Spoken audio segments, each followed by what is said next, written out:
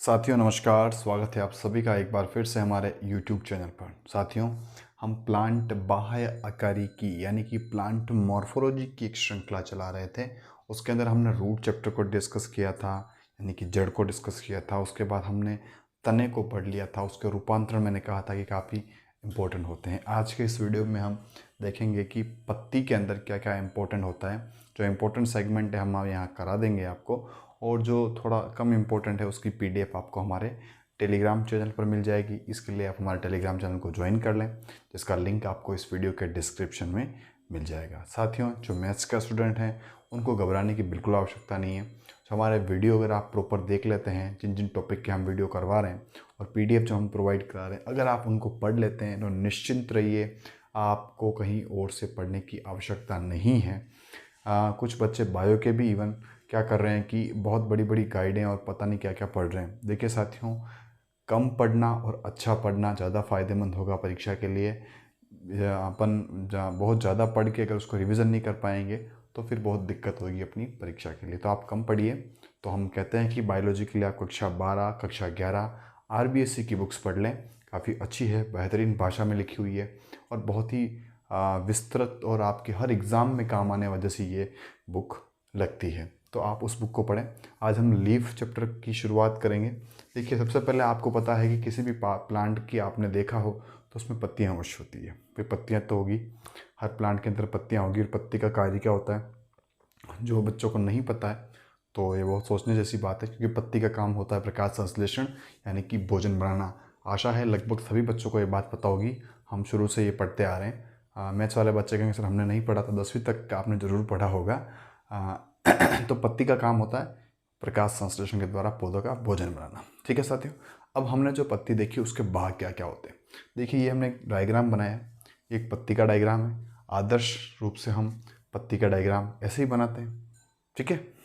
और फिर अब इसके अंदर कौन कौन से भाग होंगे हम आपको बताते हैं। देखिए, यहाँ पर शाखा है और ये पत्ती का पूरा भाग है। तो जहाँ से शाखा से वो जुड़ा होता है, पत्ती तने से जिस भाग से जुड़ी होती है उसको क्या कहते हैं अपन, पर्णाधार। क्या कहते हैं, पर्णाधार कहते हैं।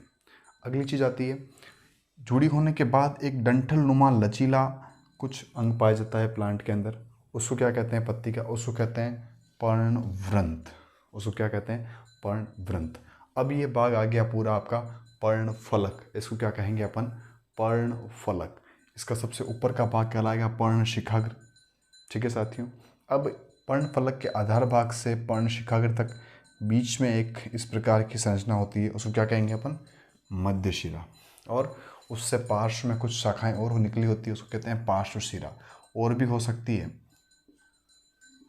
ये पूरा मिलके कहलाता है शिरा विन्यास, यानी कि ये दोनों मिलके पार्श्व शिरा विन्यास ये कहलाता है। ठीक है साथियों, एक बात आपको और बताना चाहेंगे कि जो प्लांट होती है, पत्ती की जो सरफेस होती है, पत्ती की सरफेस हो सकता है दो प्रकार की पत्तियां पाई जाती है। एक तो होती है साथियों यहाँ दिखा हुआ देखिए, पृष्ठाधार पत्ती, और एक होती है समपृष्ठीय पत्ती।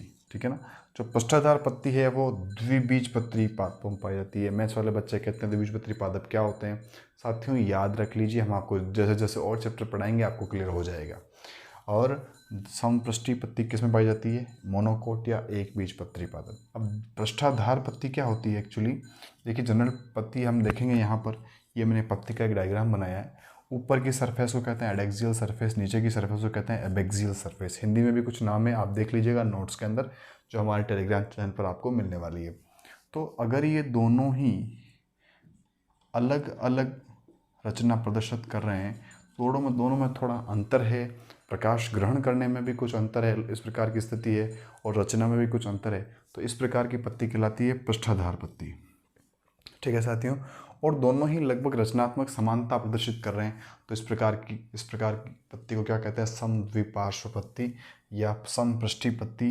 ये कहाँ मिलती है, मोनोकोट्स, यानी कि एक बीज पत्री में। ये भी ध्यान रखना है। ऊपर की जो देखिए यहाँ बता रखा है हमने, ऊपर की जो सरफेस है उसको कौन सी है, एडेक्सियल है, AD ध्यान रखना है, और नीचे वाली में एबेक्सियल है, AB ध्यान रखना है। ये आप जरूर ध्यान रखें। अब अपन देखते हैं इसके अंदर और क्या क्या इंपॉर्टेंट है। साथियों, लीफ की स्ट्रक्चर देखने के बाद इस चैप्टर का सबसे इम्पोर्टेंट पार्ट जो है वो है पर्ण विन्यास, यानी कि तने के ऊपर जो लीफ है वो किस व्यवस्था में लगी हुई है, उसी को अपन पर्ण विन्यास कहते हैं। विन्यास यानी कि अंग्रेजी में अरेंजमेंट। अरेंजमेंट कैसा है लीफ का स्टेम के ऊपर। तो देखिए इसमें क्या क्या एग्जाम्पल आता है।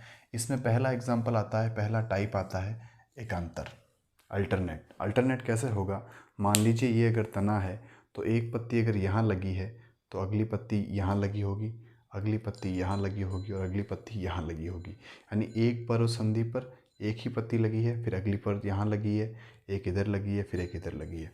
तो देखिए यहाँ एक इस तरफ दाईं ओर, एक बाईं ओर, एक दाईं ओर, एक बाईं ओर, इस प्रकार की संरचना एकांतर कहलाती है। और एग्जाम्पल क्या है इसका, गेहूँ और चावल में एकांतर प्रकार का पर्ण विन्यास पाया जाता है। फिर है सर्पिल। अब सर्पिल लगभग एकांतर जैसा ही है, एक पर्व संधि पर एक ही पत्ती लगी होती है, लेकिन एक दाएं बाएं नहीं लगकर एक यहाँ होगी, अगली थोड़ी यहाँ, अगली थोड़ी यहाँ, अगली थोड़ी यहाँ, यानी कि सारी पर्व संधियों को जब हम मिलाएंगे तो एक सर्पिल संरचना बनने लग जाएगी। एक स्पाइरल प्रकार का आपको एक स्ट्रक्चर मिलेगी जब आप उनकी रेखाओं को मिलाएंगे। तो समझ में आ गया होगा आपका। एकांतर में एक यहाँ, एक इधर, एक यहाँ, एक इधर। स्पाइरल में एक यहाँ, एक यहाँ, एक यहाँ, एक यहाँ, एक यहाँ, तो पूरी एक स्पाइरल बनता है। अगला है सम्मुख। सम्मुख में दो आते हैं, सम्मुख क्रोशित और सम्मुख अध्यारोपित। अब सम्मुख में क्या होगा कि एक पर्व संधि पर एक दो पत्तियां लगी होती हैं, और जो पहली पत्ती है, मान लो ये दो पत्तियां मैं बीच में रख रहा हूँ, एक पत्ती इधर मान सकते हैं, एक पत्ती इधर मान सकते हैं। पहली पत्ती अगर ऐसी लगी है तो दूसरी पर्व संधि पर ऐसे लगी होगी। ये क्रोशित वाली स्ट्रक्चर, यानी कि इसमें और इसमें कितना एंगल बन रहा है, ये देखिए 90 डिग्री का एंगल बनता है, ये जो एंगल बन रहा है ना। तो यहाँ पर एक पत्ती ऐसे लगी है और एक पत्ती ऐसे लगी, इसके बीच एंगल कितना है, 90 डिग्री का एंगल होता है। किसमें पाया जाता है, आक और तुलसी इसके उदाहरण है। अगला है सम्मुख अध्यारोपित। तो उसमें मान लो पहले दो पत्तियां अगर ऐसी लगी है तो अगली दो भी ऐसे लगी होगी, उसके दो भी ऐसी लगी होगी। ऊपर से अपन देखेंगे तो अपने को लगेगा कि दो ही पत्तियां लगी है। पूरी तरह से अध्यारोपित प्रकार की स्ट्रक्चर होती है। और इसका एग्जाम्पल क्या होता है, अमरूद होता है। ठीक है साथियों, यहाँ पर एक पर्व संधि पर एक पत्ती, एक पर्व संधि पर एक पत्ती, एक पर्व संधि पर दो पत्तियाँ, यहाँ भी दो पत्तियाँ। एक और एग्जाम्पल है चक्रिक।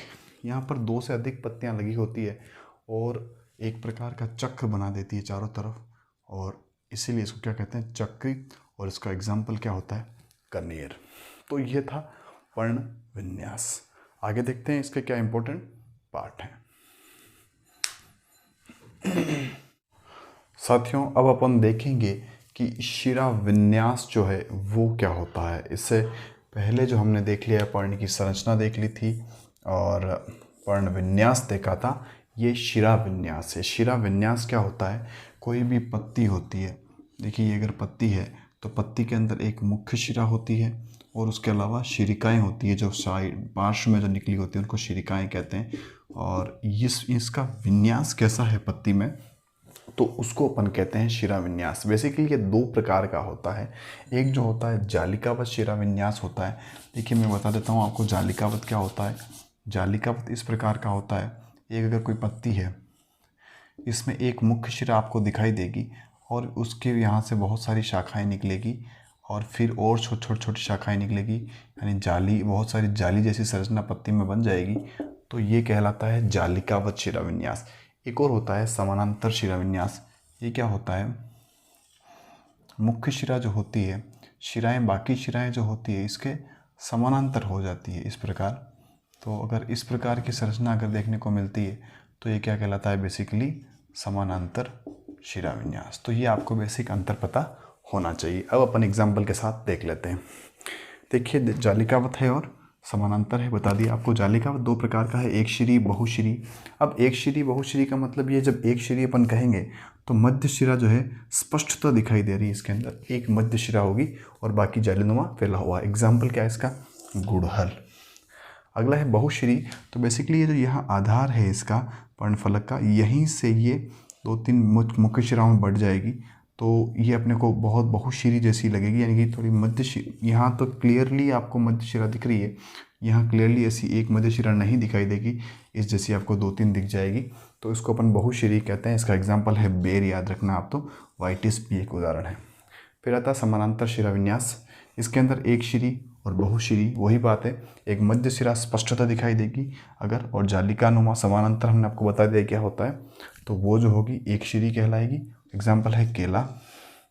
और बहुशिरी के अंदर क्या होगा, यहीं से ही बहुत सारी संरचनाएं आपको मध्य शिरा जैसे दिखाई देनी लग जाएगी, और इसका एग्जाम्पल क्या है, नारियल। तो साथियों ये हमने आपको बताया। बेसिकली मॉर्फोलॉजी में थोड़ी कॉन्सेप्चुअल चीज़ें भी होती है जो हमने डायग्राम के साथ आपको बनाकर दिखाने की कोशिश कर रहे हैं। साथियों आपका साथ हमें मिल रहा है, थोड़ा और सपोर्ट करेंगे और बेहतर कर पाएंगे आपके लिए। और हमारा टेलीग्राम चैनल अवश्य ज्वाइन कर लें, जहाँ से आपको लगातार अपडेट मिलते रहें। अपने सभी साथियों को इस चैनल पर अवश्य जोड़ें और शेयर करें अपने सभी फ्रेंड्स के साथ इस वीडियो को। धन्यवाद।